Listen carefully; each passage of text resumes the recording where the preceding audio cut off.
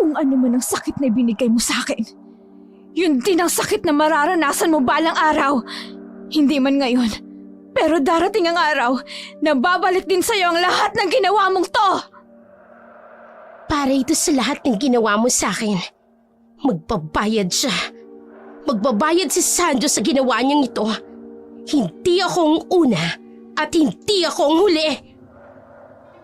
Kung anong bahagi ng katawan na naging sanhi ng pagkakasala, alisin. Kung kamay, putulin. Kung mata, dukutin. Kung kaligayahan, tanggalin. 3 bagay lang ang mahalaga, Tino. Pera, kapangyarihan at babae. Ngayon, 2 na ang hawak ko. Pera at kapangyarihan.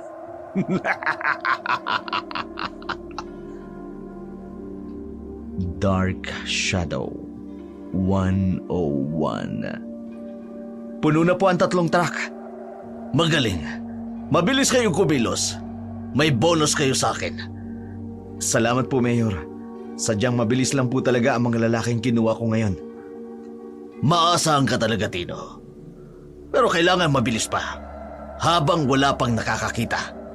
Alam mo naman ang dami ko nang binayad sa mga opisyal para lang magbulag-bulagan sila sa negosyo kong ito. Areglado po, Mayor. Tingnan mo ang isang puno na ito.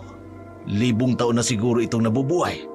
Kaya nasisigurado ko, malaking halaga ito sa merkado. Tsak natiba-tiba tayo rito. Kaya lang po ang ikinatatakot ng mga kasamaan ko at ng ilang residente po dito sa Sitio Pulang Lupa. Lubang mahalaga sa kanila ang gubat na ito. Kung patuloy natin puputulin ang mga kahoy na ito, sila ang unang-unang maapektuhan. Tsaka diba, protektado ang area na to. At sino na magpoprotekta? Ako ang mayor ng bayang ito. Ako ang batas. Sayang kung mabubulok lamang ang mga kahoy na ito. Mas mabuti ng mapakinabangan. 3 bagay lang ang mahalaga, Tino. Pera at kapangyarihan at babae. Ngayon, 2 na ang hawak ko. Pera at kapangyarihan. Babae po, Mayor. Wala naman sigurong lalaki ang hindi matutukso sa babae, hindi ba? Kapag may pera ka at kapangyarihan, walang kahirap-hirap na makuha mo ang babae. Dahil maraming babae ngayon ang kumakagat sa patalim. Magkapera lamang. At kapag may pera ka,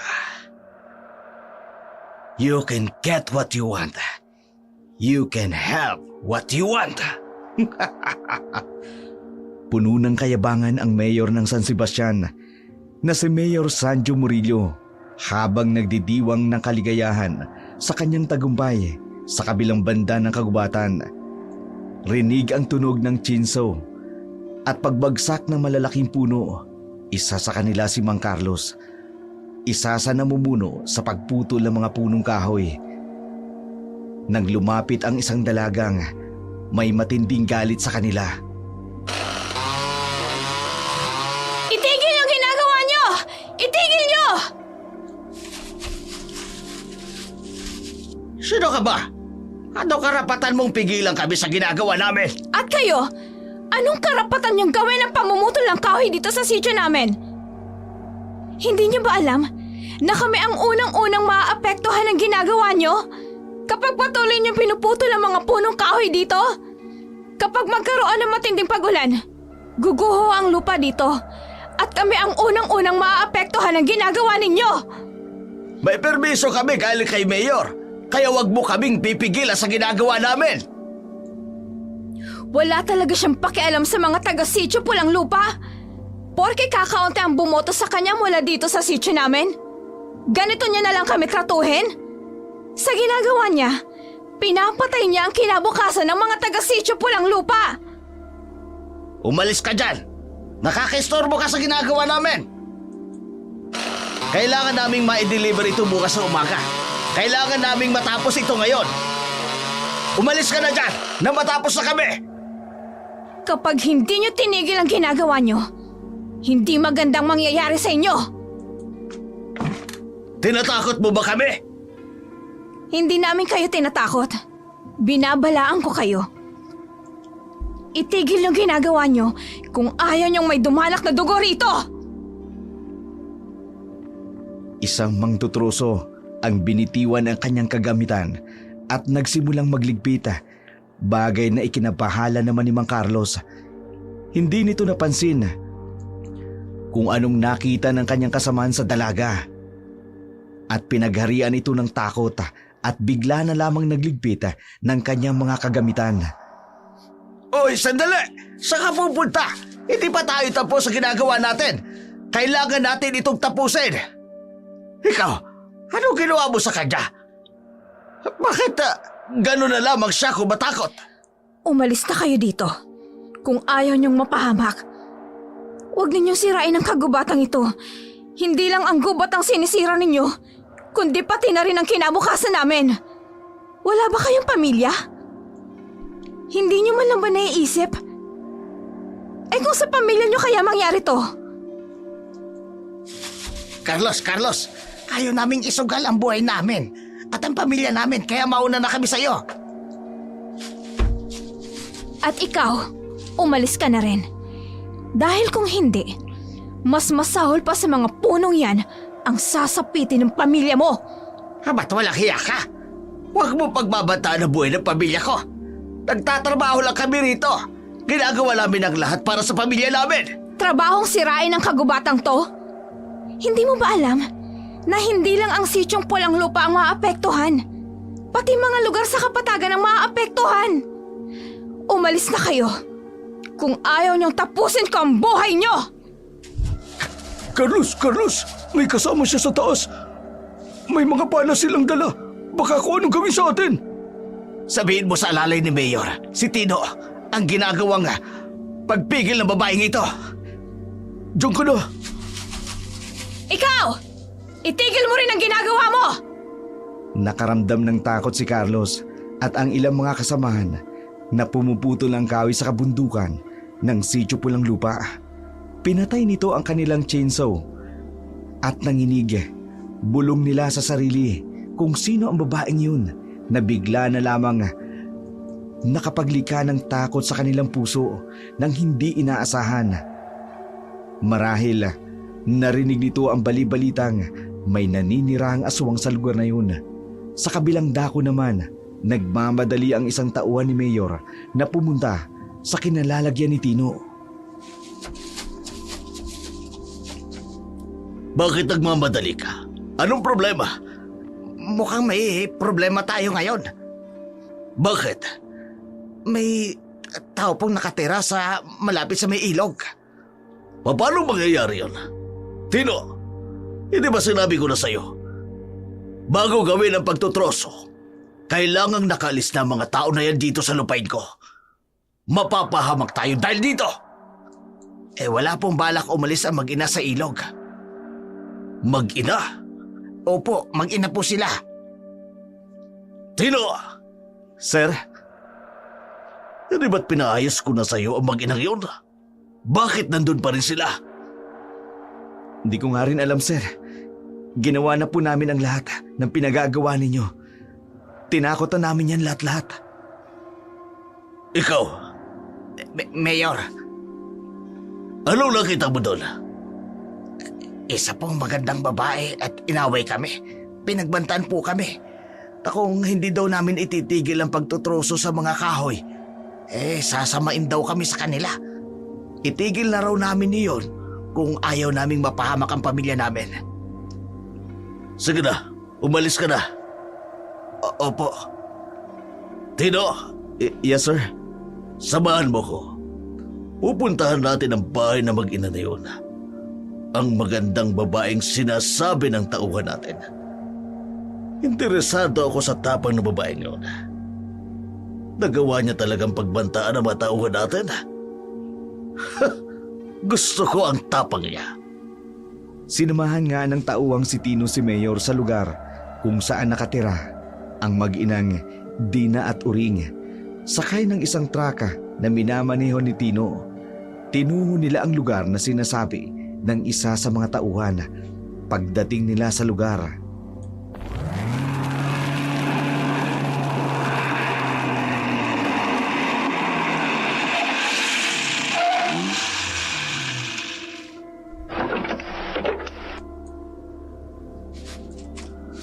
Kung sino ka man na nangangahas na harangan ako sa ginagawa ko, nagkakamali ka ng binanggang tao.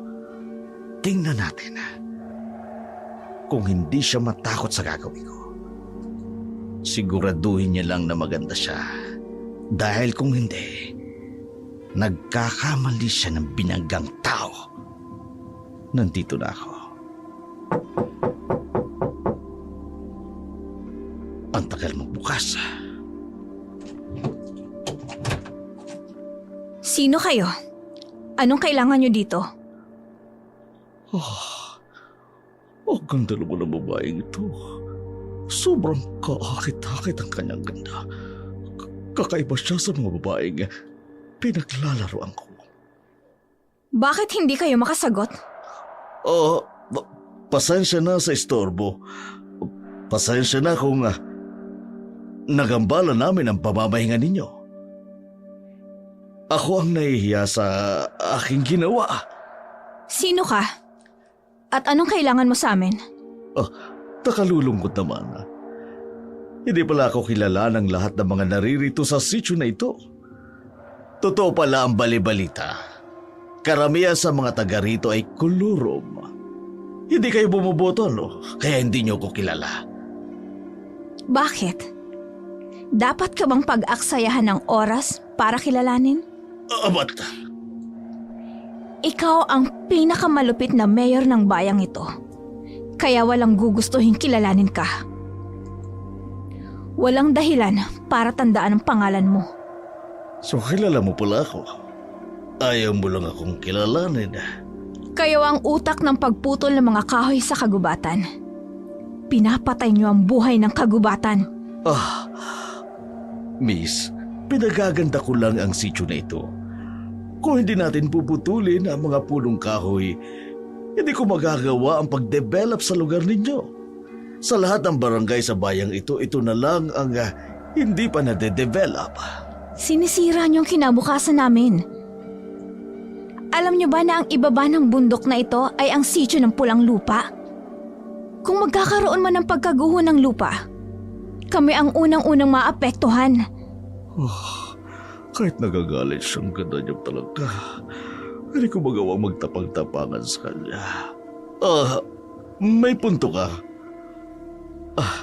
Hindi ko malang kinonsulta ang mga taga rito para tanungin kung nais niyo bang magkaroon ng magandang pasyalan ng lugar ito nang makaakit naman ng maraming turista at magbigay ng maraming trabaho sa mga naririto. Siya nga pala, nag-aaral ka ba? Hindi. Hindi kami bumababa ng bayan. Kaya pala hindi mo ko kilala. Siya nga. Sayang ang ganda mo kung ibuburo mo lamang ang sarili mo sa lugar na ito. Hindi pambundok ang ganda mo. Kung gusto mo, bumaba ka sa bayan. Bibigyan kita ng magandang buhay. Pwede kitang pag-aralin. Para ma-educate ka naman. Para maintindihan mo kung bakit namin ito ginagawa. Hindi ako interesado sa inaalok niyo. Mas interesado ako kung ititigil niyo ang pamumutol ng mga kahoy dito sa kabundukan namin. Sige. Pwede tayo magkaroon ng kasunduan. Anong kasunduan? Paalisin ko ang mga tauhan ko na nagtutroso dito. Kapalit doon ay paunlakan mo ang alok ko sa'yo.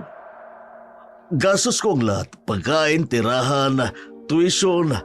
Basta makapag-aral ka lang. Hindi mo dapat sinasayang ang ganda mo. Maniwala ka sa akin. Hindi pambundok ang itsura mong yan.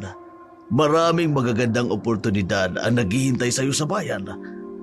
Hindi kita pipilitin pero babalik ako sa susunod na araw para pag-usapan ang alok ko sa'yo. Nagmamadaling lumayo si Mayor Sanjo sa kinaroroonan ng dalaga. Bagamat akit na akit ito sa kagandahan ng dalaga, pero dahil sa text ng kanyang alalay na si Tino, umalis na ito para ayusin ang problema. Mayor, kailangan na nating umalis. Bakit ba? Tumidiskarte ako. Ang kulit mo naman. Mukhang tipo nyo na naman siya. Nakita mo ba kung gaano ka-perpekto ang katawan ng babaeng yun?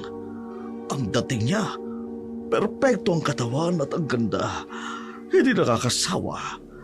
Tipo ng babaeng pag-iinteresan mo talaga. Paano po ang asawa niyo?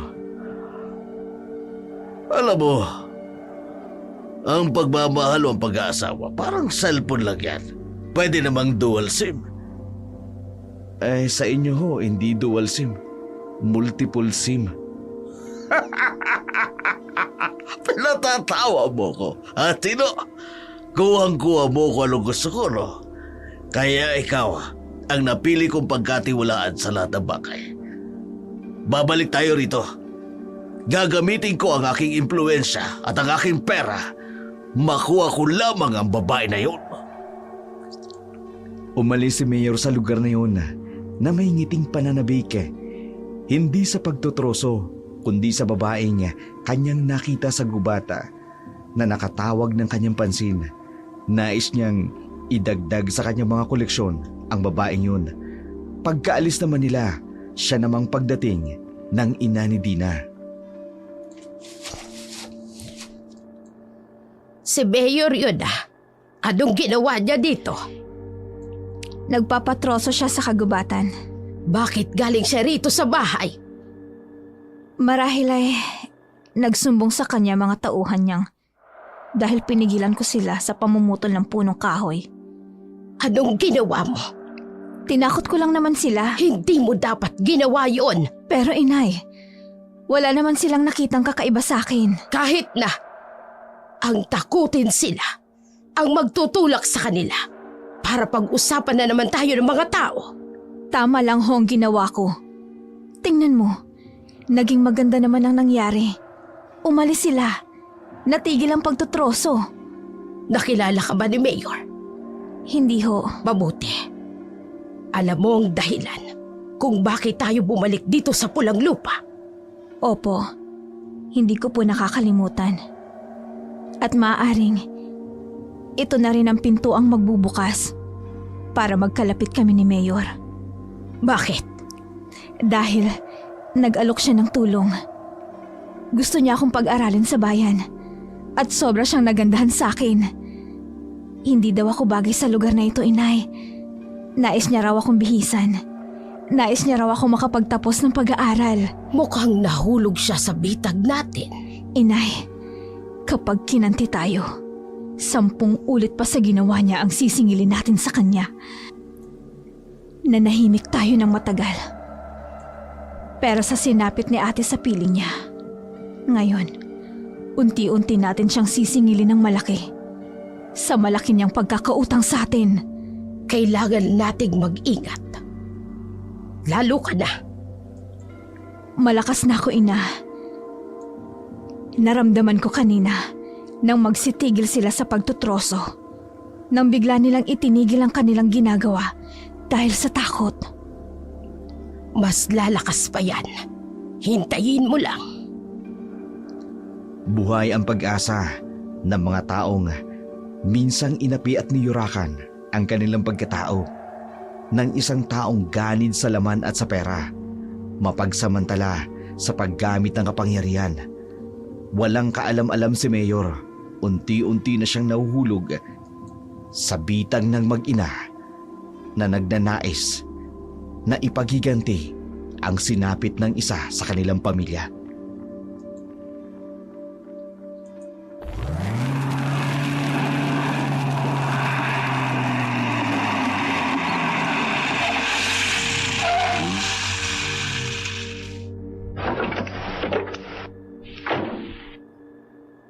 Maghintay ka lang dito, baka matagalan ako.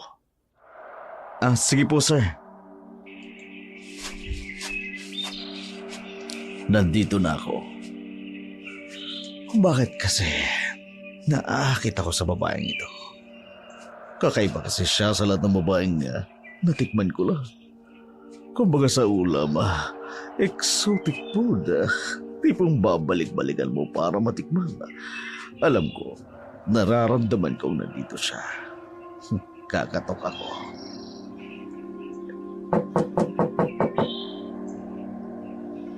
Sino yan?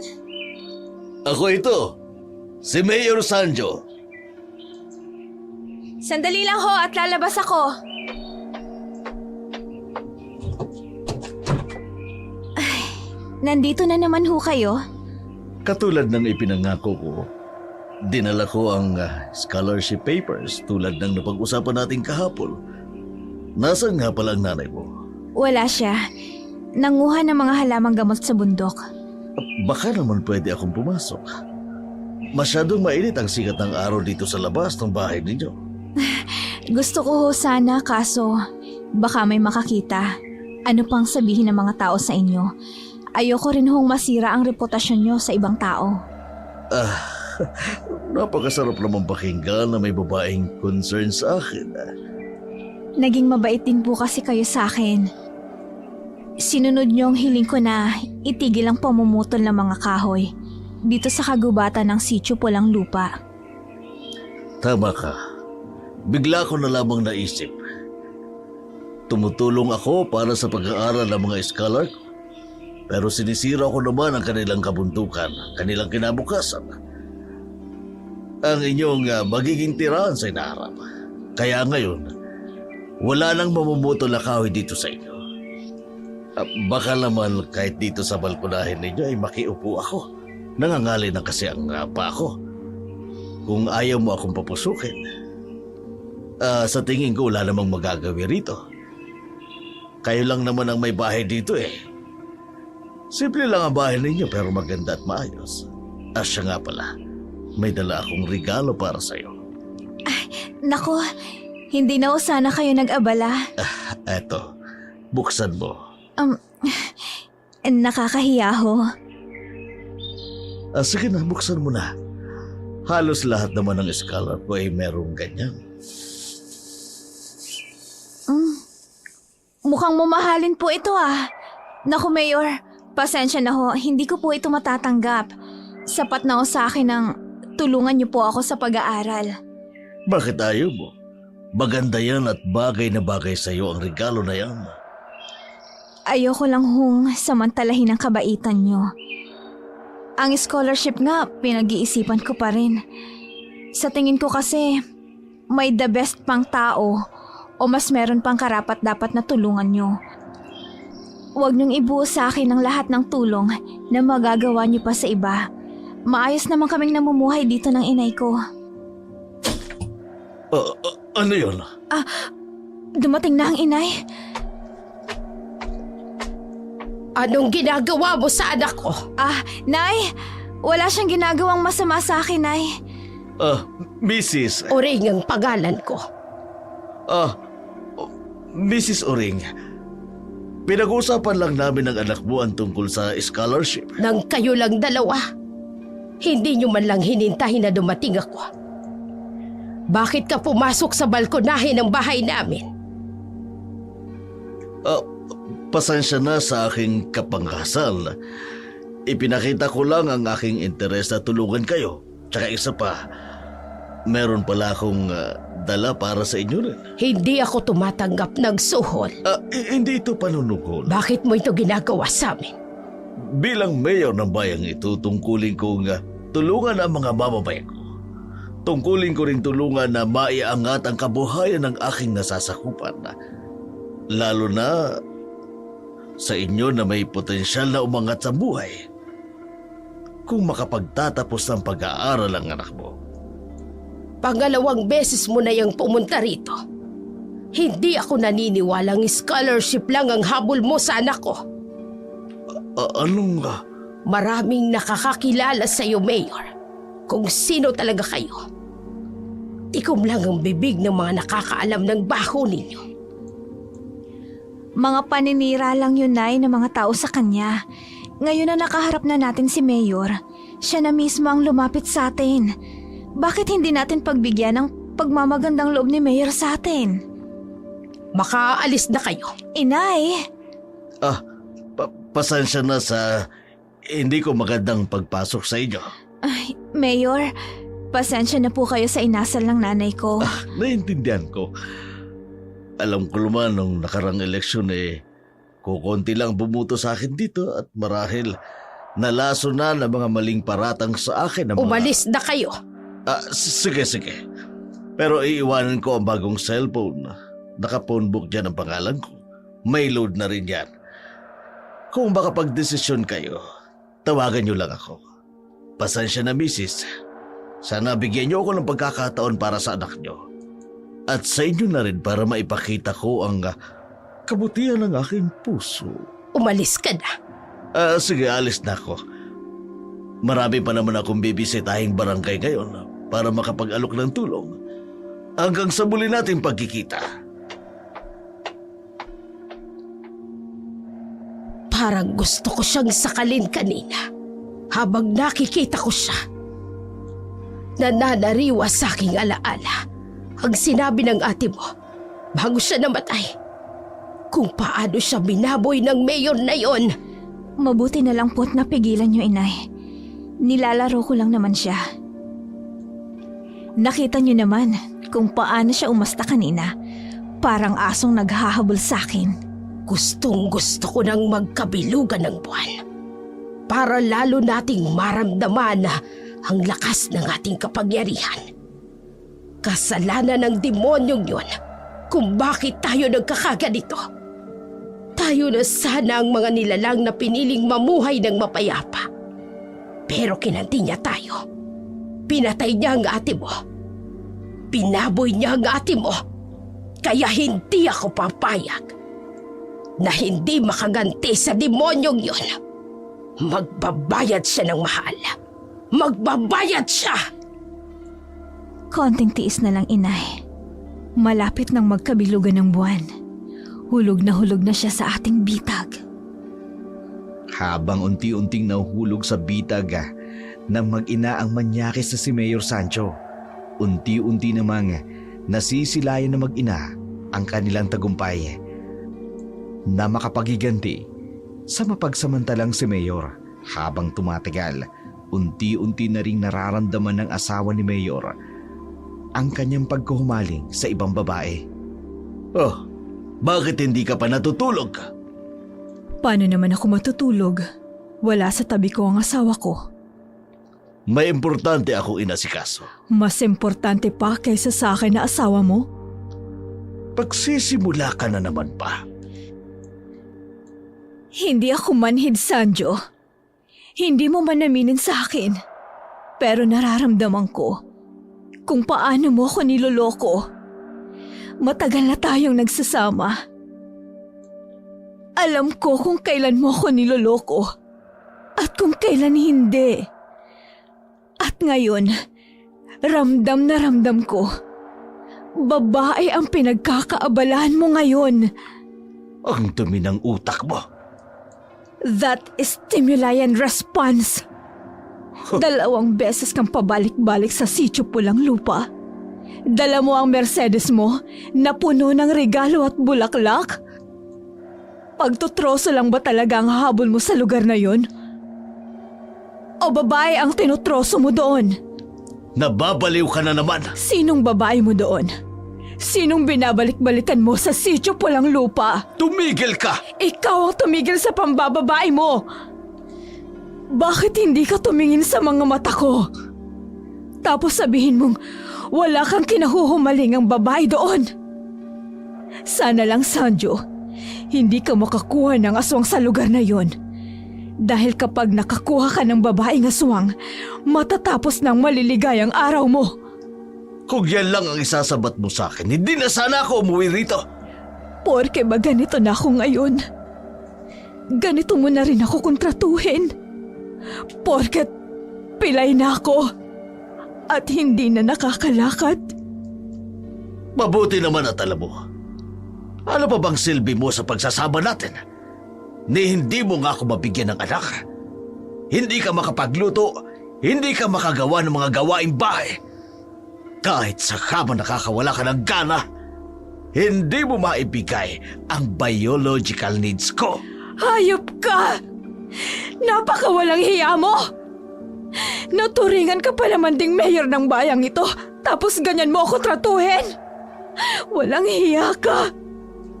Makakuha ka sana ng aswang na tatapos ng kaligayahan mo nang matapos ng panlulokong ginagawa mo sa akin! Ang sakit-sakit na ng mga ginagawa mo sa akin. Ang sakit-sakit din ng mga naririnig ko mula sa'yo. Napilay ka't inutil! Walang pakinabang! Yun naman talaga ang totoo tungkol sa'yo! Habang tumitindi ang galit ni Dahlia sa kanyang asawa, lalo namang tumitindi ang pagkahumaling ni Mayor kay Dina. Ang dalagang tila ba nagayuma siya sa ganda nito na hindi niya maiwan-iwan. Tipong kahit sarili niyang asawa, nagagawa niyang hamakin. Wala siyang kaalam-alam na ang paglapit niya sa dalawa, isang hakbang din ng paglapit niya sa kapahamakan. Sa kabila ng mga banta ng kanyang asawa, na sa Sitio Pulang Lupa ay pinamumugaran ng aswang, patuloy pa ring bumabalik-balik si Mayor Sanjo sa Sitio Pulang Lupa, dala ang mga mamahaling regalo para kay Dina at sa ina nito. Ano ito? Kontrata ng isang magandang apartment sa bayan. Full scholarship sa isang sikat na universidad sa syudad para sa anak mo. Anong kapalit nito? Gusto ko ang anak ninyo. Ano? Gusto ko maging espesyal ang anak mo para sa akin. Katulad ng ibang scholar mo. Iba ang anak mo. Nay, pumayag na kayo. Para naman sa atin to, oh. Tsaka, kung hindi ko tatanggapin ang inaalok niya, parang tinanggihan ko na rin ang magandang kinabukasang naghihintay sa atin. Habang buhay na lang tayong mananatili dito sa bundok. Kontento na kung anong meron dito. Sige, susubukan kong ipagkatiwala sa iyo ang anak ko. Inay! Ipagkakatiwala ko sa iyo ang anak ko. Pero tandaan mo, marangal ko siyang ipinagkakatiwala sa iyo. Huwag mo sanang sirain ang buhay ng anak ko. Dahil kapag nasira ang buhay ng anak ko, ako mismong gaganti sa kawalang hiya ang ginawa mo sa anak ko. Inay! Hindi ako bulag sa katotohanan. Makakaasa ka. Hilingin niyo ang lahat ng nais ninyong hilingin sa akin. Gagawin ko ang lahat para lang mabago ang buhay ng anak mo. Patunayan mo sa amin na malinis ang pangalan mo, na hindi ka nga gumagawa ng kabalbalan sa mga scholar mo, na malinis nga ang intensyon mo sa kanya. Dahil masama akong magalit. Pinapangako ko. Gagawin ko ang lahat. Mapatunayan lamang na malinis ang aking pangalan at hangarin sa anak ninyo. Hindi siya mapapahamak kapag ako ang kanyang kasama. Ginawa ang lahat ni Mayor Sancho. Makuha lamang ang loob ng ina ni Dina. Sa wakas, nagbunga rin ang pabalik-balik nito sa pamilya ni Dina. Matapos ang ilang linggong napagkasunduan nila, bumalik si Mayor Sancho sa Sitio Pulang Lupa upang formal na sunduin si Dina. Subalit, hiniling ni Uring na manatili pa sa kanila ang kanilang anak ng ilang linggo. Pagkatapos noon, ibibigay niya na ng lubusan ang kanyang anak. Iniwan niyang muli si Dina upang puntahan ang kanyang asawa.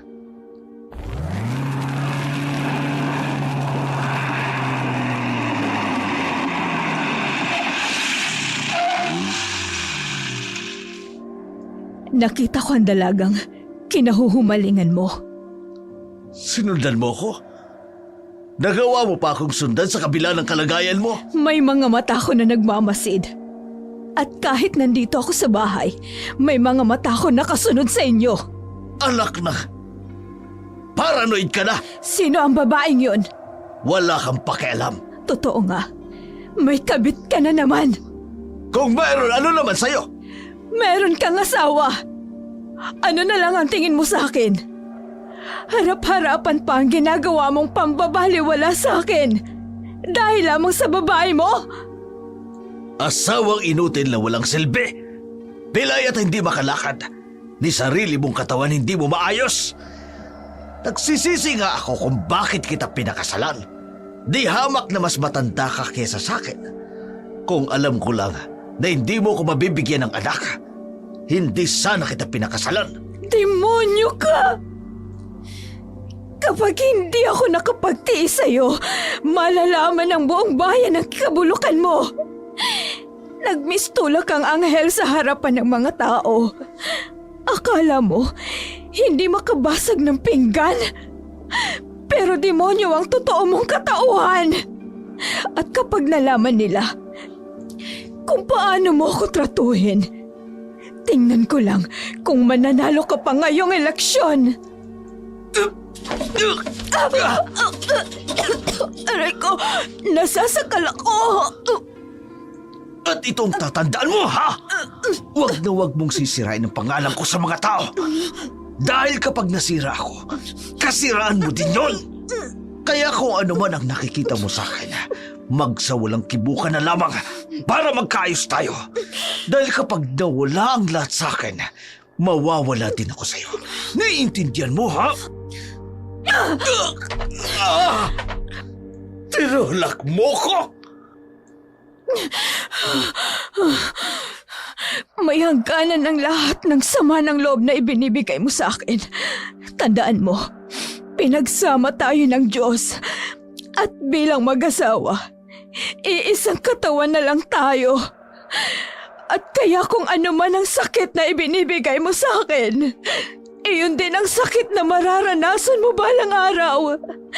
Hindi man ngayon, pero darating ang araw na babalik din sa iyo ang lahat ng ginagawa mong ito. Ang dami mong kaartihan.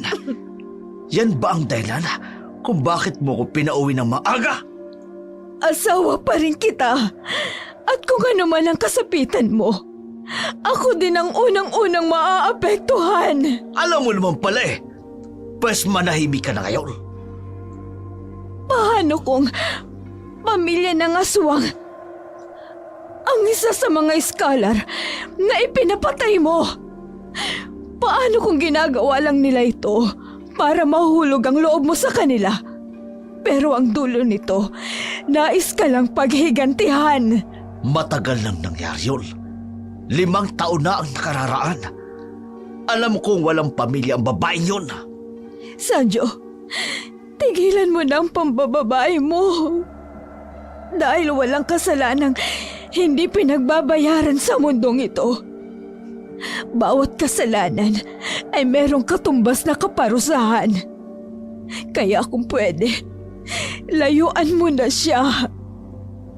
Matapos ang matinding pagtatalo ni Dalia at Sanjo, mas lalong tumindi ang obsession ni Sandro kay Dina. Hindi lang scholarship ang nais nitong gawin, kundi maangkin ang babae, anuman ang mangyari.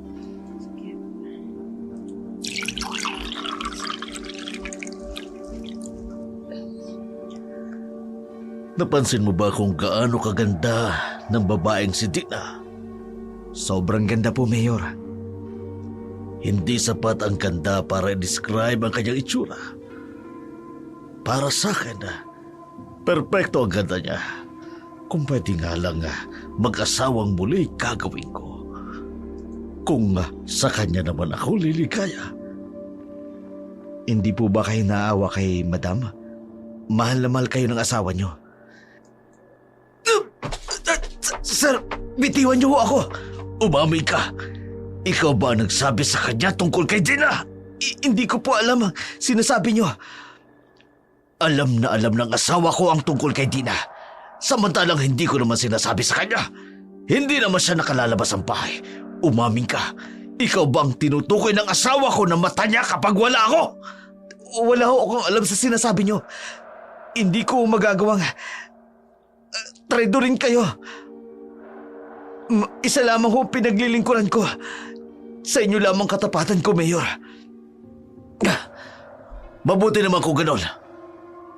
Huwag na huwag kong malalaman na sa'yo nang gagaling ang impormasyon na nakarating sa asawa ko. Nag-away kami kanina dahil sa makating dila na nagpaabot sa kanya ng mga nangyayari. Maniwala ho kayo sa akin, Mayor. Hindi ho talaga ako. Siguraduhin mo lang. Alam mo naman, masama akong magalit. Bakit po pala kakaiba ang trato niyo sa babaeng yun kesa sa mga babae ninyong iba? May kakaiba sa kanya. Hindi ko alam kung nakayuman niya ba ako. Pero totoo naman ang ganda niya, di ba? Siya ang tipo ng babaeng pagpapantasyahan ng mga kalalakihan. Abnormal na lalaki lang ang hindi magkakagusto sa kanya. Ang mata niya, ang balat niya na parang ang sarap lamutakin. Oh. Hindi ba kayo natatakot, Mayor? O saan naman ako matatakot? Alam mong walang babaeng tumanggi sa akin. Lahat ng babae nakukuha ko. At nasisiguro ko, hindi ako papayag na hindi makuha ang Dina na yun. Ilang araw na lang ang ibinigay nilang palugit. Pagkatapos noon, papayagan niya nang sumama sa akin si Dina. Ang babae kinababaliwang ko. Dina. Habang naghihintay si Sanjo sa araw ng pagpapahintulot ng ina ni Dina, na tuluyan na itong sumama sa kanya. Nagpa siya itong dalawin ang kanyang kasalukuyang kabeta na si Brenda, isang dating scholar na naging kalaguyo niya sa loob ng 6 na buwan.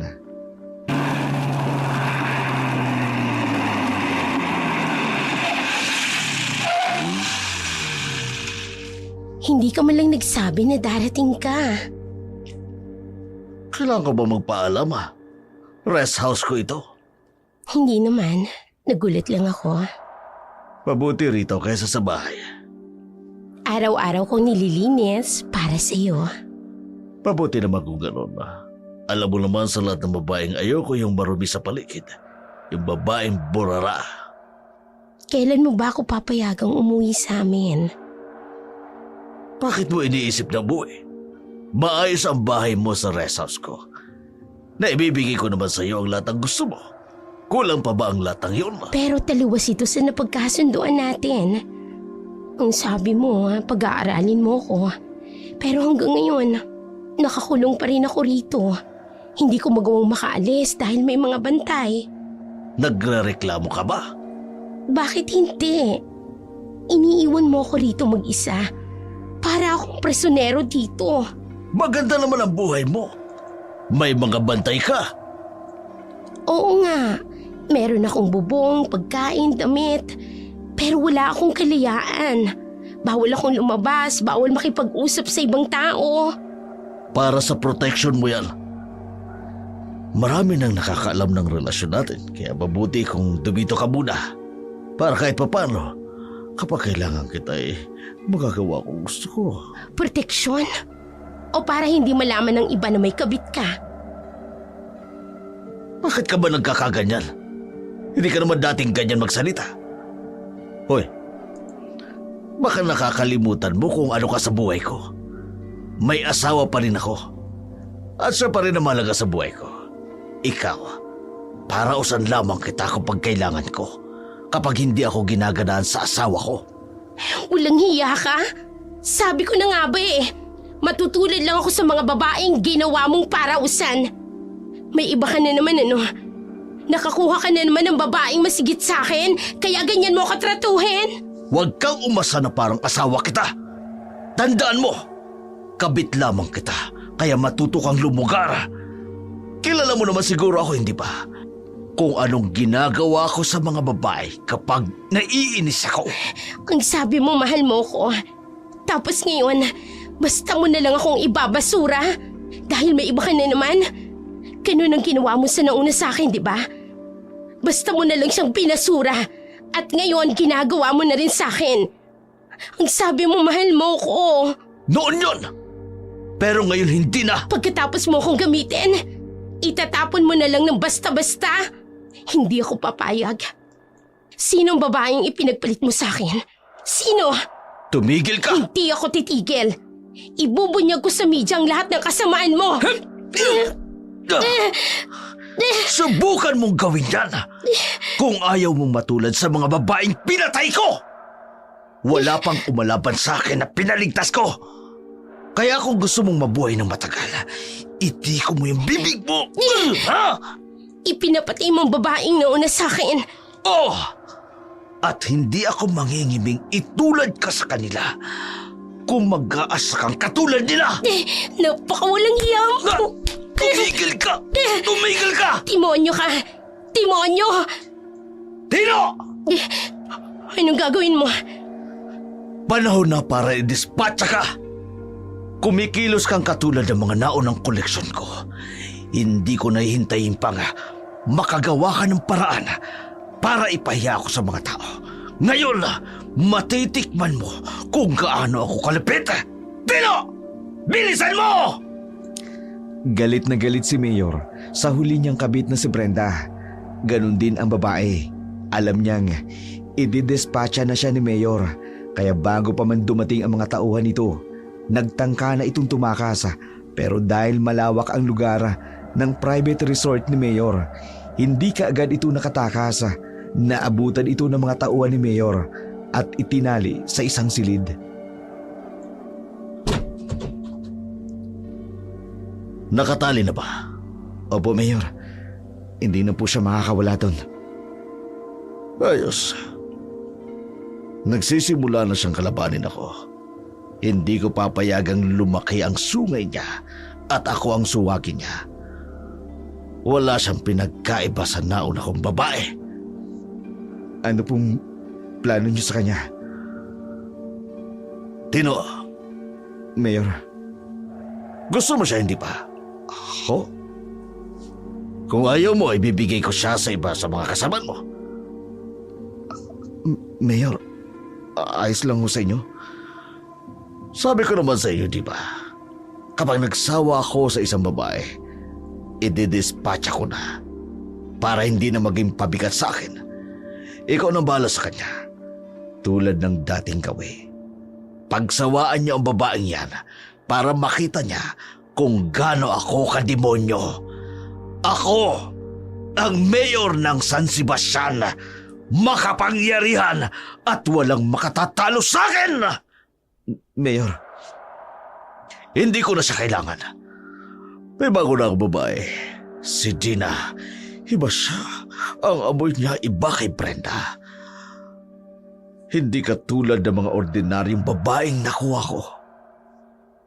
Ipagagahasa ko siya sa mga tauhan natin para malaman niya kung sino ang tunay na magkapangyarihan.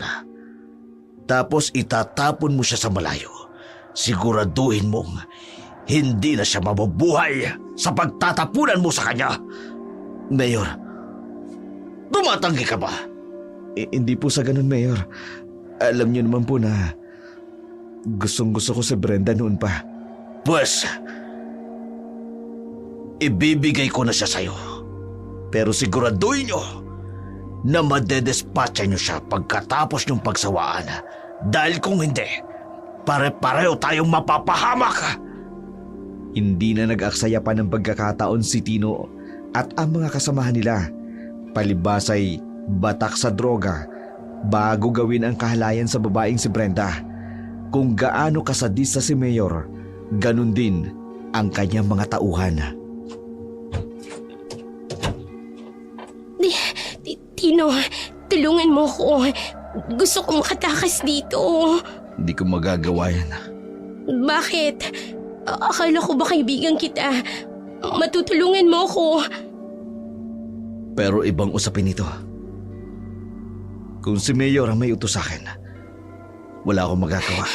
Ano pa bang balak niya? Hindi pa ba sapat ang ginawa niya sa akin?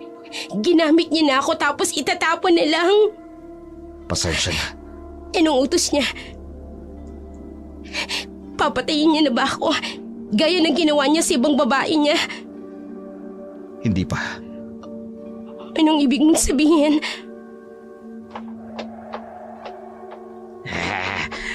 Maganda pa rin kahit umiiyak.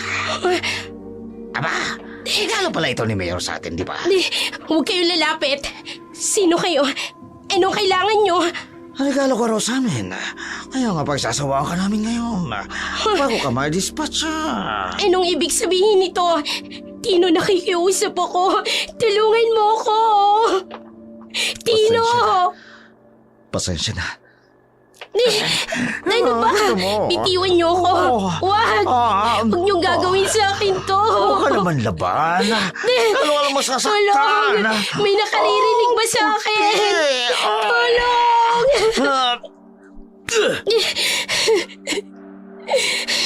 Bakit ito ginagawa? Ano bang kasalanan ko?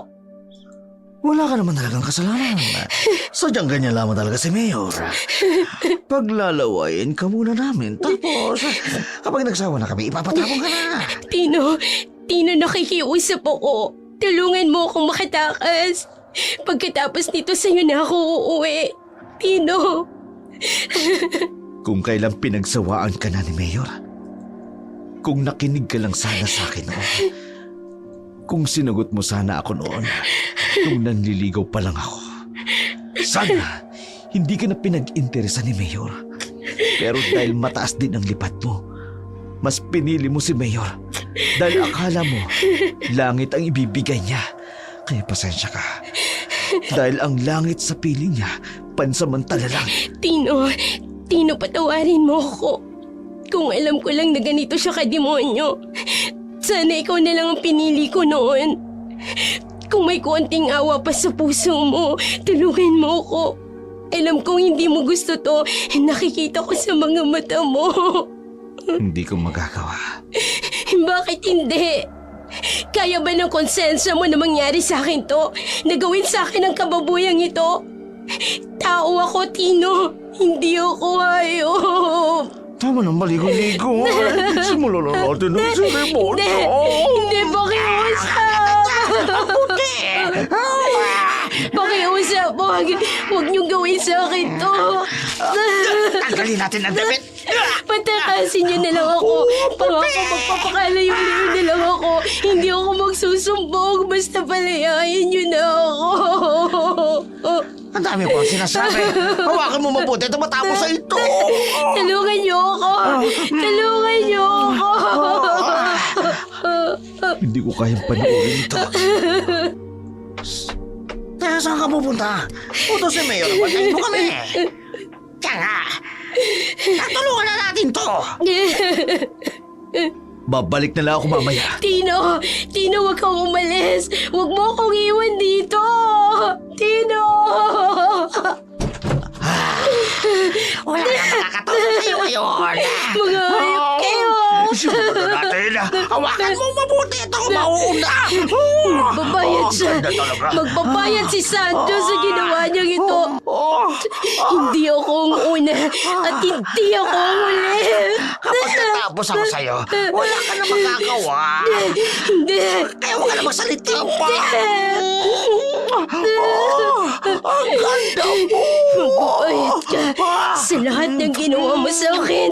Sa lahat ng babae. Hindi ito matatapos. Hindi! Ang ingay-ingay.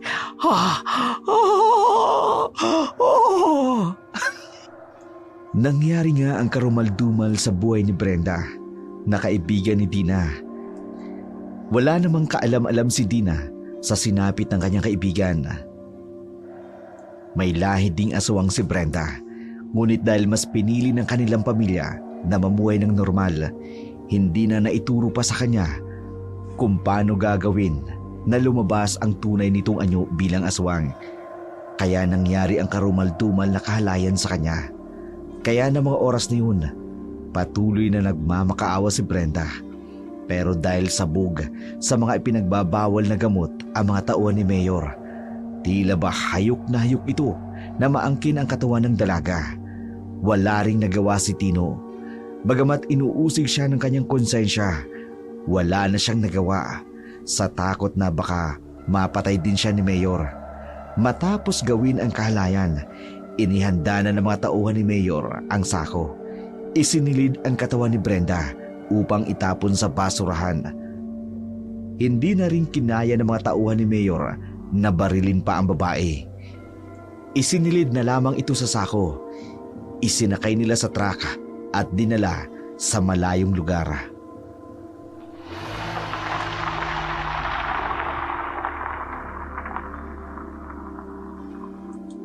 Dito na lang natin itapon. Sigurado ka ba dito? Di ba masyadong malapit sa daan? Wala lang dumadaan dito. Lalo na sa ganitong oras. Tsaka mabaho dito, kaya wala nang lalapit dito. Tama. Dito malapit sa ilog. Ikaw naman kasi. Sinabi na ni Mayor bakit di mo pa pinahirapan ng todo si Brenda? Baka mo siya pinatay. Ayaw mo ba nga makinabang muna tayo? Tumahimik kayo! Hindi ba kayo naawa sa kanya? Paano kung sa pamilya nyo rin mangyari yon? Nakakaya ba ng konsensya nyo? Bailin mo na! Wag na. Labis-labis na ang ginawa nyo sa kanya. Wag nyo nang dagdagan ang kasalanan natin. Huwag mo sabihin ako konsensya ka. Bakit kayo? Hindi. Itapon na natin. Baka may makakita pa Kailangan kong makita at matiyak.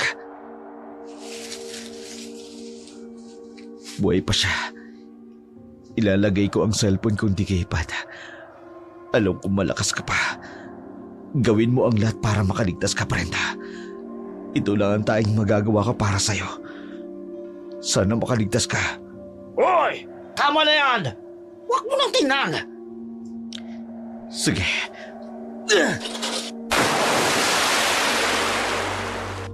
Ayun, aanurin na rin niya ng ilog. Siguradong hindi na yan mabubuhay. Katawan pa lang ni Brenda, puro sugat na. Lalo pa, nakasako pa. Tara na, tapos na tayo rito. Tino, halika na.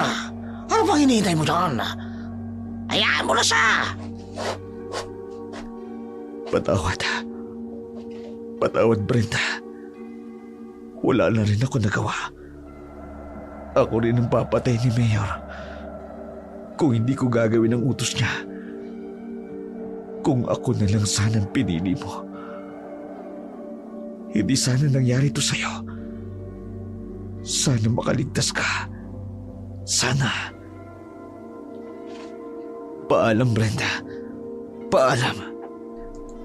Nang makaalis na ang mga tauhan ni Mayor, unti-unti nang lumulubog ang katawan ni Brenda sa ilog.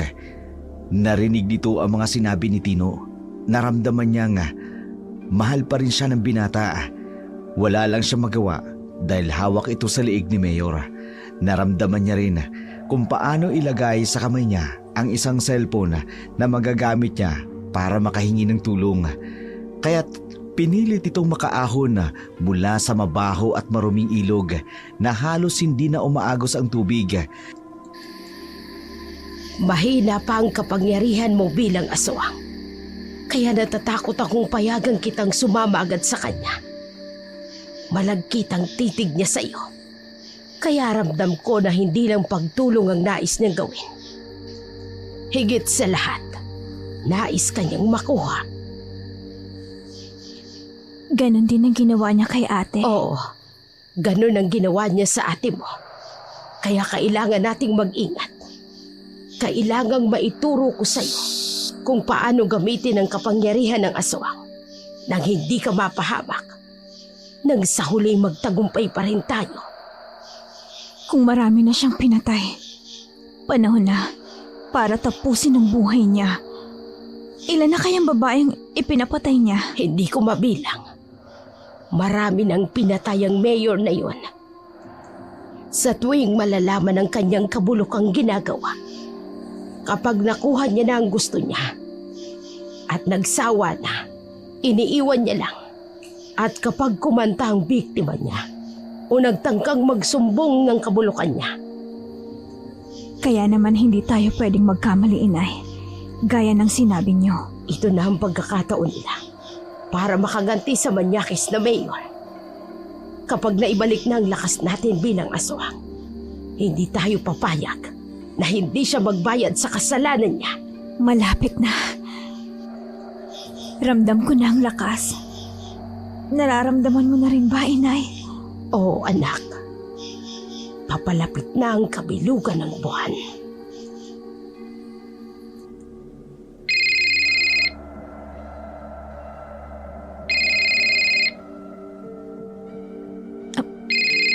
Sino kaya to? Ganitong oras? Sagutin mo, baka si Mayor. Hello? Sino to? Brenda? Ah, mabuti naman at nasa ulo mo pang number ko. Anong nangyari sa'yo?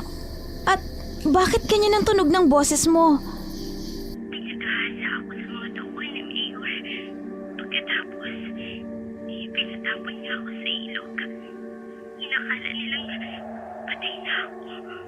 Nasaan ka? Sa lumang tambakan ng basura ng bayan. Sige, pupunta kami ni nanay. Magsasama din kami ng iba para matulungan ka. Bilisan niyo, hindi ko na kaya. Sige, pupunta kami dyan. Ngayon din. Ah, Nay, si Brenda, kaibigan ko noon. Kaya pala bigla siyang nawala. Kaya pala wala na siyang kontak. Maaaring isa rin siya sa natipuhan, Mayor. Tayo na, Inay. Tulungan natin siya. Matapos ang tawag mula kay Brenda, hindi na nagpapigil pa si Dina at ang kanyang ina. Agad na lang tinawag si Rigor, isang mangangaso sa bundok na malapit sa ilog, upang tulungan silang hanapin ang kaibigan. Sinuyod nila ang gilid ng ilog kung saan posibleng napadpad ang katawan ni Brenda.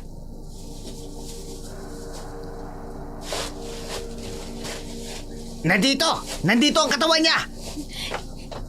Nasaan? Dahan-dahan lang, anak. Buhay pa siya! Nararamdaman ko pa ang tibok ng pulso niya. Brenda! Wala siyang malay. Tulungan niyo akong buhatin siya para maisakay sa akin tricycle. Pinagtulungan nilang buhatin ang walang malay na si Brenda. Dinala sa bahay ni Dina upang gamutin. Ilang minuto rin ang biyahe nila bago makarating sa bahay nila. Pagkatapos noon, ilang oras din ang lumipas, patuloy na inaalagaan ni Dina at Uring si Brenda. Ginamot nila ang mga sugat nito gamit ang mga halamang gamot na kanilang nakita sa kagubatan. Kinahapunan, unti-unti nang bumabalik ang malay ni Brenda. Nasaan ako? Brenda, nagkamalay ka na. Tina, ikaw nga ba yan? Salamat at tinulungan niyo ako. Kasama ko si Inay at si Rigor. Sila ang tumulong sa akin na hanapin ka. Huwag kang masyadong gumalaw. Malubha pa ang mga sugat mo. Si Mayor Sancho. Anong ginawa niya sa'yo? Kinuha niya ako. Isa ako sa mga scholar niya noon. Pinangakuan niya ako na pag-aaralin niya ako. Kaya ka ba biglang nawala at hindi na kumontak sa amin? Oo, 2 taon na. Pero hindi niya ako pinag-aral. Sa halip, ginawa niya akong kabit. Ang walang hiya. Pinatiri niya ako sa pribadong resort niya. Pinakain, pinihisan, pero hindi ako pinalaya. Hindi niya ako pinapayagang umuwi sa pamilya ko. Katulad ng ginawa niya sa atin ni Dina. Isa rin siya sa mga biktima ni Mayor. Oo, pinatay din siya ni Mayor. Ikaw, paano umabot sa puntong ipapatay ka? Nagalit siya kahapon dahil nalaman kong may bago siyang natitipuhan. Ganun ang ginawa niya sa babaeng nauna sa akin.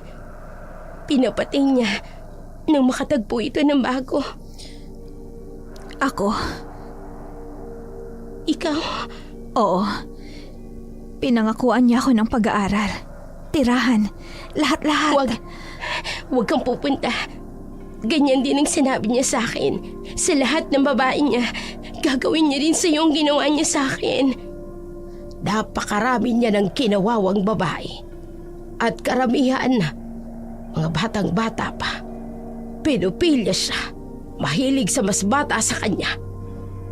Nang malaman kong may bago na siya, nagalit ako. Pagkatapos, pinapatay niya na ako. Pinahirapan ako ng mga tauhan niya. Hindi lang pinahirapan. Pinagahasa niya ako sa mga tauhan niya. Tapos, itinapon ako sa ilog. Madam Uring, panahon na para tuldukan ang kasamaan niya. Oo, Rigor. Panahon na para gamitin natin ang natutulog nating kapangyarihan bilang aswang. Malaking pagkakamali na nabuhay siya. Minsan ko na rin tinalikuran ng pagiging aswang. Pero dahil sa kahiyupang ginawa niya sa akin, mapipilitan din akong yakapin muli ang pagiging aswang. Walang kapatawaran ng ginawa niyang ito. Una ang ate ko. Tapos marami pang ibang babae. At ngayon, ikaw na kaibigan ko. Subalit, kailangan nating maging handa sa kalalabasan ng gagawin natin. Kapag nabuhay muli ang kapangyarihan ng pagiging aswang sa katawan natin, maraming pagkakataon na makalilimot tayo sa ating mga sarili. Hindi natin malalaman ang gagawin natin kapag nalukuban na tayo ng kapangyarihan nito. Marami nang nangyari. Marami nang nabiktima. Para sa ate ko, para sa iyo, Brenda, handa kong yakapin ang pagiging aswang. Kung hindi ko to gagawin, marami pang mapapahamak ang mayor na yan. Bukas, darating si Mayor dito at doon natin siya haharapin. Hindi, delikado siya. Marami siyang tauhan. May mga baril sila. Hindi mo na kailangan mag-alala tungkol doon. Mapapanagot natin ang mayor na yan sa lahat ng kasalanan niya. Ngayong gabi, ngayong kabilugan ng buwan, isasagawa natin ang ritual upang mabuhay muli ang dugo ng aswang na nananalaytay sa ating mga katawan. Para magamit natin. Para pabagsakin ang ganid sa laman na si Mayor. Kinagabihan na habang nagpapahinga si Brenda sa matindi nitong tinamong sugata dahil sa ginawa ng mga tauhan ni Mayor, nagtungo ang mag-ina sa malapit sa gubata kung saan naroroon ang puno ng balete upang isagawa nila ang kanilang ritual. Tanging liwanag ng buwan ang nagsisilbi nilang tanglaw. Bit-bit ang mga kailangan para sa gagawin nilang ritual. Para lumabas ang kapangyarihan ng pagiging aswang, handang-handa na si Dina na magpasailalim sa ritual ng kanyang ina. Dito tayo, anak.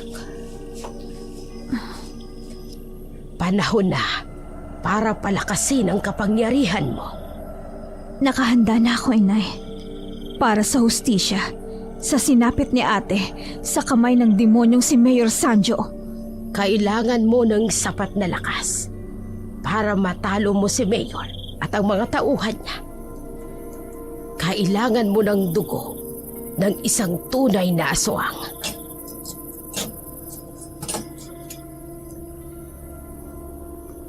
Handa na ho ako, inay.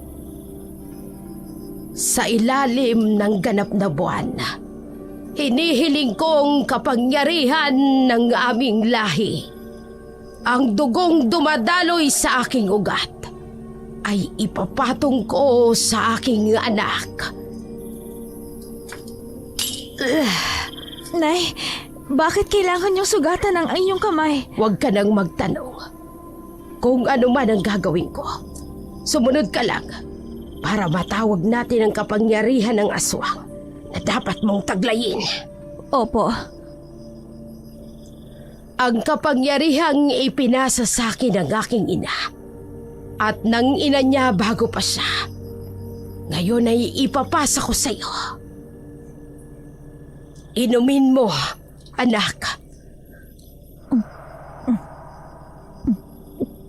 Tanggapin mo ang lakas ng mga ninuno natin. Ang kapangyarihan ng mga aswang na nauna pa sa atin. Kasama mo sila sa iyong paghihiganti.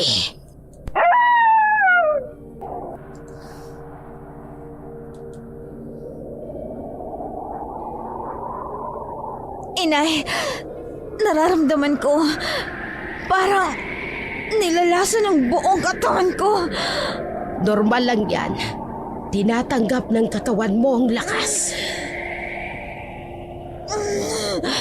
Isang huling hakbang. Kailangan nating paghaluin ang ating dugo sa katas ng balete. Ang katas ng punong balete na kinuha sa kabilugan ng buwan. Pinakamakapangyarihan. Dito nananahan ang mga kaluluwa ng ating ninuno. Paghahaluin natin ang ating dugo rito, anak. Ang lakas ng dugo ng mga aswang. Kapag pinagsama, walang makapipigil.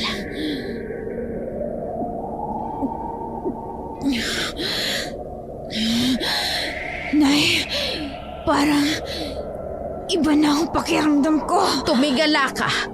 Tingnan mo ang liwanag ng buwan. Damhin mo ang kapangyarihan ng aswang. Nagdidiwang ang mga asong gubat. Kasama natin silang nagbubunyi. Taglay mo na ang kapangyarihan ng aswang. O, Inay. Ang ganda niya. Ang liwanag sa aking paningin. Namumula-mula ang kulay ng buwan. Yan ang sinyalis na nasa buong katawan mo na ang kapangyarihan ng ating angkan. Ang kulay pulang liwanag na buwan na nakikita mo.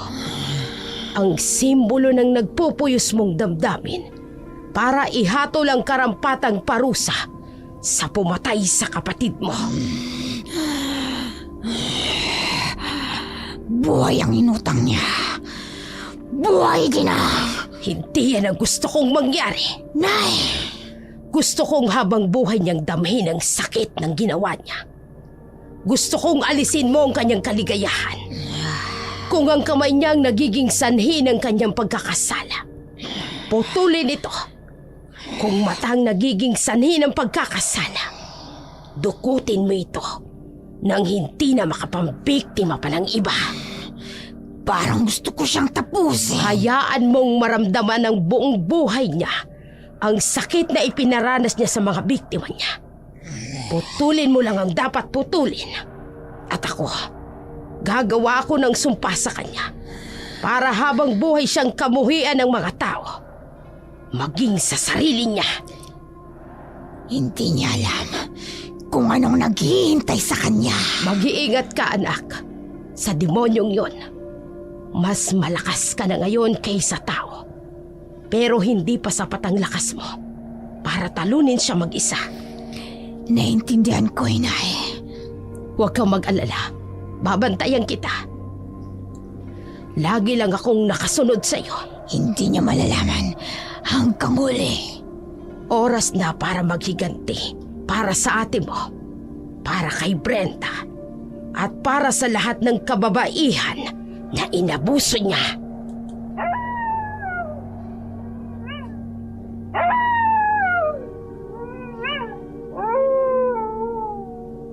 Ng mga oras na yun, nakaramdam si Dina ng bagong kapangyarihan sa kanyang katawan. Pero ang kanyang itsura, napakaganda pa rin. Lalong tumingkad ang kaakit-akit niyang ganda. Hindi siya katulad ng mga tipikal na aswang na nagpapalit ng anyo kapag nagiging aswang. Bagkus, lalo pa siyang naging kaakit-akit na siguradong magugustuhan siya ni Mayor. Kinabukasan, tumupad sa kanyang pangako si Mayor Sancho. Sinundo si Dina mula sa sitio Pulang Lupa. Walang nakakaalam na bago man siya dumating, nagawa na ng ina ni Dina ang kanyang ritual na nagbigay sa kanya ng lakas na kailangan niya para sa kanyang paghihiganti.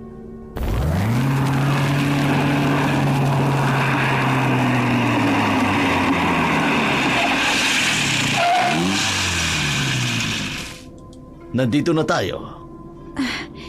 Saan tayo? Anong lugar ito? Sa aking pribadong resort. Bakit dito mo ako dinala sa resort? Akala ko ba sa bayan dahil pag-aaralin mo ko? Gusto ko munang ipakita sa'yo ang lugar na pwedeng maging iyo kung papayag ka sa gusto ko. Mayor, ramdam na kita noon pa mang pabalik-balik ka sa amin noong isang buwan. Ibig bang sabihin ito? Gusto rin kita. Oh, totoo ba? Oo, Mayor. Matagal na. Kaya nga, hindi na ako nagdalawang isip na sumama sa'yo dito. Oh, ang isang napakagandang katulad mo ay nakakagusto rin sa isang katulad ko. Inihanda ko ng sarili ko na maging isa sa mga koleksyon mo. Oh, hindi kita koleksyon. Gusto talaga kita. Kakaiba ka sa lahat ng mga babaeng nakilala ko. Kung pwede nga lang pakasalan kita, mag-asawa akong muli, gagawin ko. Bakit? Gustong-gusto mo ng mga batang katulad ko, Mayor. Dahil siyempre mabango at sariwa kaysa sa mga matatanda na. Sa akin na ang buong-buo mo. Sige, sabihin mo. Gusto kong makilala ka ng lubusan. Alam kong tototohanin mo ang sinabi mo na papatunayan mo sa akin na hindi ka katulad ng mga sinasabi nilang isa kang demonyo, mapagsamantala. Mabuti kang tao, diba? Gusto kong maging tapat ka sa akin. Alam mo na siguro ang ibig kong sabihin, Mayor. Walang kamalay-malay si Mayor Sancho na unti-unti na siyang ginagamitan ng itim na kapangyarihan ni Dina at napasusunod na ito sa kanya. Sa mga sandaling yun, lalo naman siyang nakaramdam ng matinding pagnanasa sa babae. Sa bawat segundong lumilipas, unti-unti nang inihahanda ni Dina ang kanyang paghihiganti sa lalaking kaharap niya na patay sa kanya. Matapos ang maikling pag-uusap, dinala ni Mayor Sancho si Dina sa isang kwarto. Pagbukas ng pinto, nakita ni Dina ang mga larawan ng mga batang-batang babae na nakapaskil sa dingding. Eto, pwede mo rin ito maging kwarto. Ang daming larawan ng mga babae. Puro mga bata. At parang mga senior high lang lahat. Pedophilia nga siya. Lahat yan mga scholar ko. Inilagay ko lang dyan para hindi ko makalimutan ang task ko sa kanila na kailangan kong paglaanan ng pondo ang kanilang pag-aaral. Sino ang babaeng ito? Isang ambisyosang babae. Inakit ako tapos binakmil ako. Inamin ko na tukso ako sa kanya. Nagkasala ako sa asawa ko dahil inakit ako ng babaeng yan. Ang kapal ng mukha. Larawan ni Brenda. Hindi ko sasabihin sa kanya na kaibigan ko ang babaeng nasa litratong ito. Nasa na siya ngayon, Mayor? Wala na. Bigla na lamang nawala. Naglayas nung nagalit ako. Normal lang naman siguro na magalit ako, hindi ba? Siya naman yung gumawa ng kasalanan. Hindi ka lang pedophilia. Sinungaling ka pa. Umalis na tayo rito. Mayor, gusto kong ilagay mo ang larawan ko dito. Kasunod ng babaeng ito. Hindi maaari. Hindi ka nababagay dyan. Ilalagay kita sa itaas dahil espesyal ka sa akin. Tingnan mo ang mga itsura nila. Litaw na litaw ang kagandahan mo sa kanila. Ibang-iba ka. Mukhang mainit. Parang gusto ko maligo ngayon. Sige na, Mayor. Type mong maligo ako init na init ako sa kanya. Hindi ko mapigilan ang pagnanasa ko sa babaeng ito. Bakit ba nakakabaliw ka? Ang katawan ng babaeng ito. Na mag-isa na si Dina sa kwarto, dahan-dahan niyang pinagmasdan ang mga larawan habang naghihintay ng kanyang pagkakataon. Ilang sandali pa ang nakalipas, bumalik si Dina sa kwarto matapos maligo. Sinalubong siya ng tingin ni Mayor Sancho na punong-puno ng pagnanasa. Ang ganda talaga. Walang lalaking hindi maaakit sa kagandahan mo. Salamat, Mayor. Alika, lumapit ka sa akin. Oops, hindi pa. Bakit? Akala ko ba gusto mo rin ako? Mangyayari lang yun kung hahanapin mo ang babaeng nasa larawan. Si Brenda? Oo, gusto ko siyang makita. Naiinis na ako. Alam ko pinapatay ko na siya. Paano ko siya hanapin? Bakit? Hindi mo ba alam kung nasan siya? Di ba sinabi ko na sa'yo? Umalis na siya at naglayas. Magkakasundo tayo kung magiging mabait ka. At kapag nakaharap ko na ang babaeng yan, buong mo akong maaangkin. Iyong-iyo ako. Ano bang gusto mo? Sa lahat ng ayoko, iyong mamamatay tao. Nauunawaan ko kung may pagkamahilig ka. Pero kung mamamatay tao, kasusuklaman kita. Hindi ako pumapatay ng tao. Paano ko namang gagawin yun? Alam mo namang tumutulong ako sa kanila. Maaring pumapatay ako, pero sa sarap. Sigurado ka? Bakit mo ba naitatanong yan? Gusto ko lang malaman kung sino ka ba talaga. Alalahanin mo. Pagkatapos naman ito ay magiging iyo ako ng panghabang buhay. Payag ako. Kahit na may asawa ka pa, hindi ako mag-iiskandalo. Sa mga nangyayari kay Sanjo, hindi niya namamalayan na halos sunod-sunuran na siya sa babae. Sinusunod na lamang nito ang gusto ng babae kahit hindi na siya nag-iisip. Matapos ang kanilang pag-uusap ni Dina, lumabas ito para puntahan ang kanyang mga tauhan upang pagbilinan na hanapin ang babaeng ipinahanap ni Dina. Ano? Nasaan ang katawan ni Brenda? Mayor, itinapon namin sa ilog ang katawan nung gabi na yun. Kung hahanapin natin siya doon, baka ako may makapansin sa atin. Pagdudaan pa kami. Wala nang maraming reklamo. Kung patay ng babaeng yon, kailangang malaman ng media na patay na siya. Kaya gumawa kayo ng paraan para mapansin ang bangkay ng babaeng yon. Pero Mayor, itinapon namin siya sa ilog dahil sa utos ninyo. Hindi ba mas delikado kung gagawa tayo ng bagay na pwede tayong pagdudahan ng mga tao, lalo na ng mga alagad ng batas? Kailangan makita ang bangkay niya. Paano natin gagawin yun? Inaanod na yun sa tubig. Hindi ko alam. Basta gumawa ka ng paraan. Mayor, delikado ho. Puputok ang balit at mapapahamak tayong lahat. Hindi mo ba naiintindihan? Kailangan ko makita ang katawan niya ngayon din. Bakit bigla niyo siya kinailangan? Wala kang pakialam. Basta gawin mo ang lahat ng paraan, mahanap lamang ang bangkay niya. Sige po, sir. Susubukan po namin. Sa isip ni Sancho, kung hindi matutupad ang hiling ni Dina, baka hindi niya makamit ang kanyang pagnanasa. Hindi niya alam na sa bawat segundong lumilipas, unti-unti nang napapalapit ang sarili niya sa kapamakan.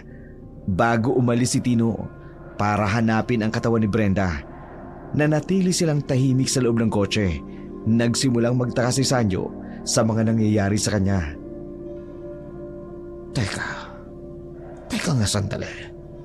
Napansin ko parang umiikot na lang ang buhay ko sa babae na yun. Parang hindi na ako nag-iisip ng posibleng mangyari. Kapag gumawa nga talaga kami ng ingay, makikita ng mga tao ang bangkay ni Brenda. Mayor, ano bang sinabi ko sa'yo kanina? pinapahanap niyo ang bangkay ni Brenda. Wala na kayong pakialam kahit anong mangyari. Basta mahanap lamang ang bangkay ni Brenda. Bakit ho bigla na lamang kayong nagdesisyon na ipahanap ito? Naisip niyo ba na mas delikado kami? Dahil kami ang gagawa nun. Parang naloko ako Sino pong nangloko sa inyo? Sa resort. Pero Mayor, akala ko ba sa resort? Naisahan ako ng babae na yun. Naging utu-utu ako ng babae yun. Mayor, naiintindihan ko po ang... Tila may kung ano sa kanya na parang hindi ko maiwasan. Nasundin ang kanya mga inuutos. Nasaan siya ngayon? O kailangan may mangyari sa amin ngayong gabi. Kung hindi siya papayag sa gusto ko, itutulad ko siya sa mga babaeng naging biktima ko. Sige po, Mayor. Iatid ko muna kayo sa resort. Pagkatapos, aalis din kaagad ako para hanapin ang katawan ni Brenda. Sigurado ako, nilalapan ng mga isda sa ilog ang katawan nun. Halos 1 linggo nang nakalilipas mula nang itapon namin sa ilog. Mag-isang patuloy na inaalala ni Sanjo ang kanyang naging sitwasyon. Napikon ito dahil sa lahat ng pinagnanasaan niya. Ito ang umuto sa kanya. Kaya ang galit niya nagtulak sa kanya para isagawa ang kahalayan sa babae ng gabi na yun. Hindi niya matanggap kung bakit ganoon ang naging epekto ng kagandahan ni Dina sa buhay niya. Bagaman kinakabahan siya nang biglang maalala ang sinabi ng kanyang asawa na huwag sanang humantong sa puntong aswang ang mabiktima niya dahil masamang kantihin ang mga aswang. Pero isinantabi niya muna ang isiping yun. Wala siyang ibang inisip kundi maangkin si Dina bago pa man lumala ang pang-uuto nito sa kanya. Gabi na nang makabalik si Mayor Sanjo sa resort, matindi ang pagnanasa niya kay Dina.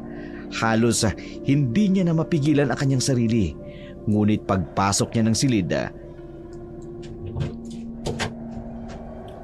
Dina! Nandito na ako! Kanina pa kita hinihintay, Mayor. Parang may kakaiba sa'yo. Ang mga titig mo. Ang mata mo ay lalong pumupungay. Ang nakakagigil. Mangyayari ang panggigigil mo. Hahayaan kita. Basta sundin mo lang ang sinasabi ko.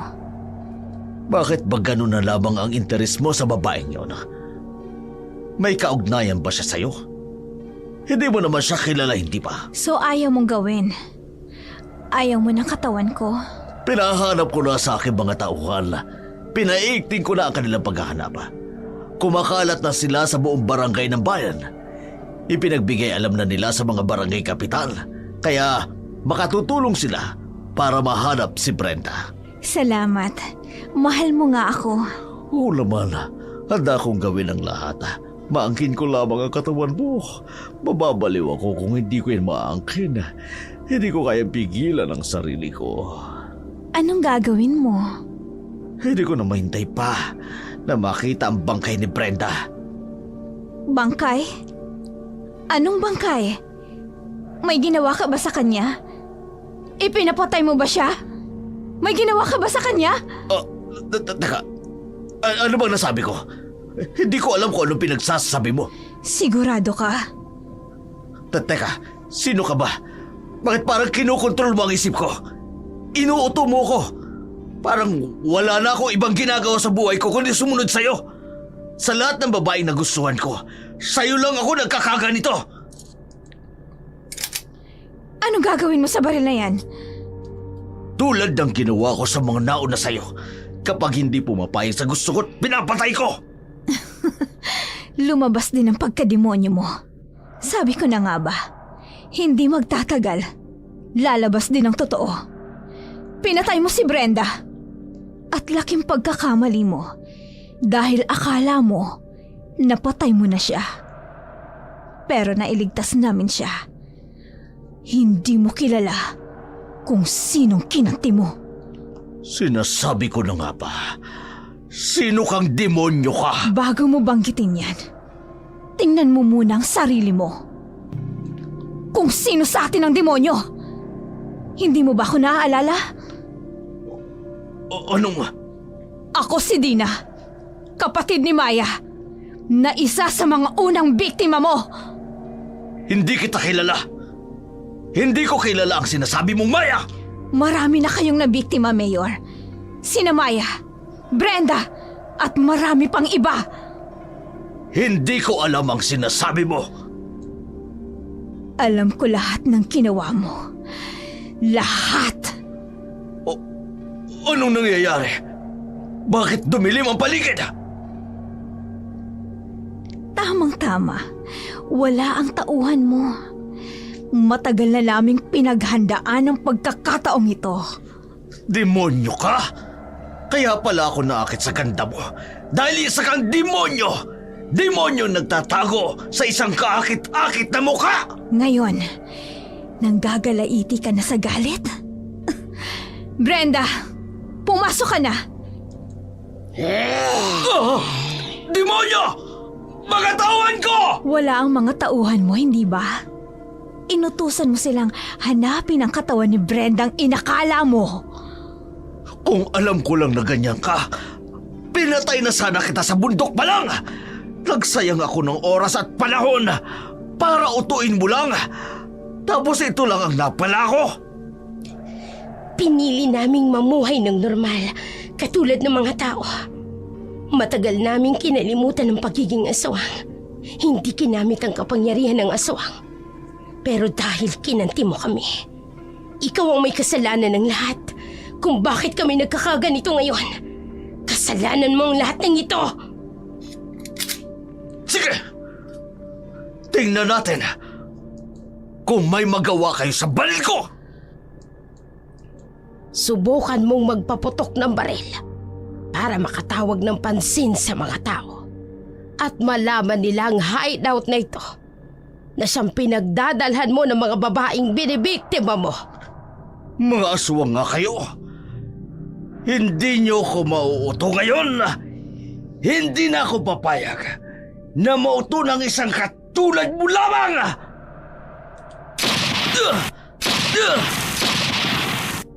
Nasaan kayo? Magpakita kayo mga demonyo kayo! Papatayin ko kayong lahat! Maraming bala ng baril ang pinakawalan ni Sanjo.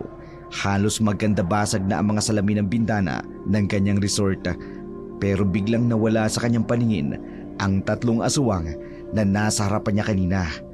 Pinagharian siya ng takot ng mga oras na yun. Sa isip niya, nagkatotoo ang banta ng kanyang asawa.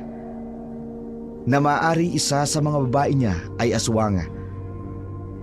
Maya-maya pa'y lumabas ang tatlong babae na nasa anyo ng aswang, mabangis, malakas at matapang. At walang nagawa si Sanjo. Naagaw ni Uring ang kanyang baril at hinawakan siya ni Dina na nasa anyong aswang. Bitiwan niyo ako! Anong gagawin niyo? Hindi ka na makakawala! Brenda, ngayon na ang oras para makaganti ka sa lahat ng kahayupang ginawa niya sa'yo. Ikaw ang unang gumanti sa kalapastanganan niya sa'yo. Para ito sa lahat ng ginawa mo sa'kin.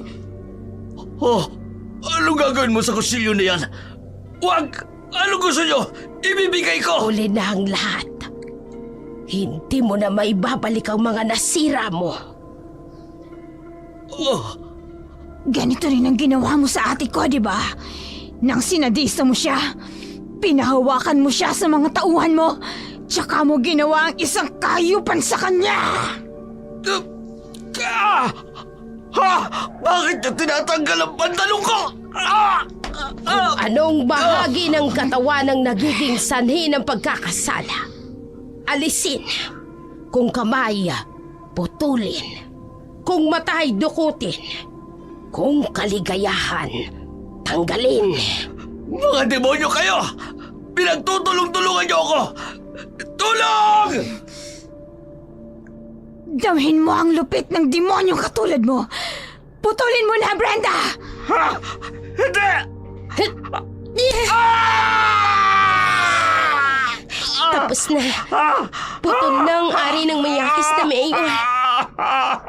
Ayop kayo! Isinusumpa kita, Sanjo Murillo, bilang ganti sa ginawa mo sa anak ko. Mabubulok ang sugat na yan at uuurin para makita mo kung gaano kadumi ang iyong mga ginawa. para sa lahat ng babaeng sinaktan mo.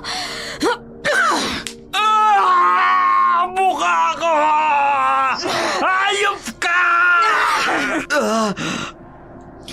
Habang nakikita mo ang peklat na yan sa mukha mo, maaalala mong tinuldo ka namin ng kasamaan mo.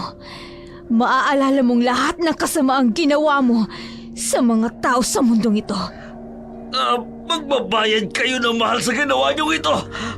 Tatandaan ko yung pagmumukha niyo! Para sa lahat ng kababaihang inahas mo, tinakot at binaboy at pinatay. Wala ka nang magiging biktima pa. Ipaalam natin sa lahat ng tao sa bayang ito kung sino talaga si Mayor Sanjo Murillo. Ilang oras pa ang nakalipas. Natagpuan si Mayor Sanjo ng duguan at walang malay sa loob ng kanyang resorta. Agad siyang dinala sa ospital ng mga tauhan niya at nagulat siya sa kanyang nakita. Sa kabila ng lahat ng mga nangyari, ang asawa niya pa rin ang dumamay sa kanya. Sumama rin ito para sunduin siya sa resort. Ilang linggo rin ang nakalipas nang magkamalay si Sanjo sa ospital. Nasaan ako? Nasa ospital ka. Dahlia, nakalalakad ka na. Oo, nakakalakad na ako. Kaya nang malaman ko ang nangyari sa'yo, agad akong pumunta sa resort. Nang maabutan kita, nakita ko ang kalunos-lunos na sinapit mo. Mga aswang, dumali sa akin, Dahlia. Totoo ang kwento. Ang babaeng pinaglaruan ko sa sitio Pulang Lupa, aswang pala siya. Marahil dahil sa gamot kaya ka nag-halusinate ng ganyan. Magpagaling ka na lang. Bakit ka nandito? Bakit mo ko tinutulungan? Pagkatapos ng lahat ng ginawa ko sa'yo. Asawa kita, Sanjo. Sa hirap at ginawa, sasamahan kita. Kahit ilang beses mo akong niloloko, nandito pa rin ako. Para patunayan ko sa'yo na mali ka. Mali na naghanap ka pa ng iba. Ako ang babaeng hindi ka palit-palit. Ako ang palaging nanditong nagmamahal sa'yo noon pa man. Dahlia. Magpahinga ka na. Dito lang ako sa tabi mo. Piloto na nila ang kaligayahan ko. Hindi ko na kailangan yan. Hindi rin naman ako mabubuntis niyan. Hindi yan ang kailangan ko. Ikaw ang kailangan ko, Sandro. Anong nangyayari sa'yo? Ang sugat ko kumikirot. Tatawag ako ng doktor. Hindi. Iluon ang sugat ko! Ilang araw na ba ako rito? Mag-iisang linggo ka na. Hindi! Sobra-sobra ang ginawa nila sa akin. Tumalab ang sumpa ng asawang na yon. Naglalaknak ang sugat ko at may uho na lumalabas. Kung ito man ang parusa sa asawa ko, mas mabuti na yun. Kesa lumayo pa siya sa akin. Dahlia! Dahlia!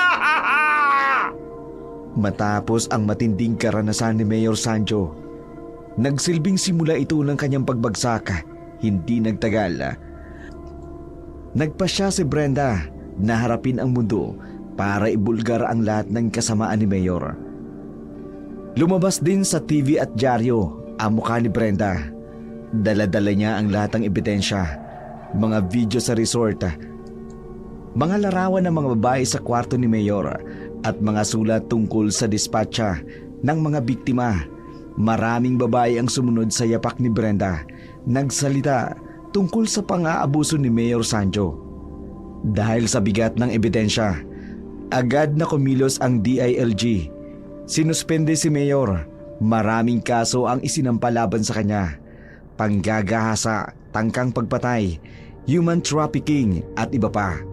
Hindi na siya nakalabas ng bansa dahil nakalagay sa Immigration Lookout Bulletin ang kanyang pangalan. Matapos ang 1 linggo sa ospital, nakauwi na si Mayor Sanjo sa kanyang bahay. Walang gamot na makapagpapagaling sa kanyang sugata. Laging nanginginig ang kanyang mga kamay tuwing nakikita niya ang 2 aswang. Unti-unti siyang nasisiraan ng bait dahil sa takot at kahihiyan. Minsan, sinubukan niyang magpakamatay. Ngunit naabutan siya ni Dahlia at napigilan. Kahit na wala ang kanyang kapangyarihan, kahit sinusuportan siya ng kanyang asawa, hindi niya pa rin matatakasan ang sumpa ng mga aswang. Habang buhay na siyang mananatiling takot, pinahihirapan ng kanyang konsensya at ng mga matang laging nagmamasid sa kanya.